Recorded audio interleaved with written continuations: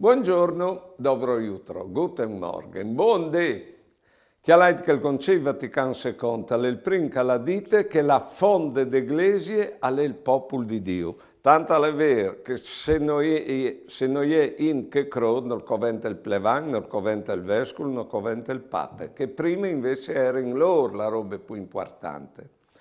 Poi ben, proprio dal Concilio è venuto fuori il discorso che i laici, i cristiani, dicono, non avevano dome di collaborare col predi, ma avevano di essere corresponsabili col predi.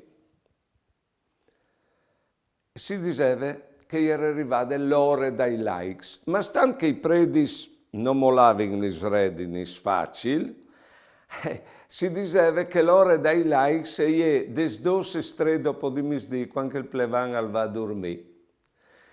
Ma attenzione, alle poche ridi. Di quando è venuto il nostro vescovo dal 2009 e sono morti 154 predis. Fas news 25 predis. C'è molto la rai all'indavanti se i predis non cedono e non danno responsabilità ai laici e se i laici non chiappino su la responsabilità di là in davanti come comunità cristiana perché continui la storia della nostra fede. Buone giornate e buone vite.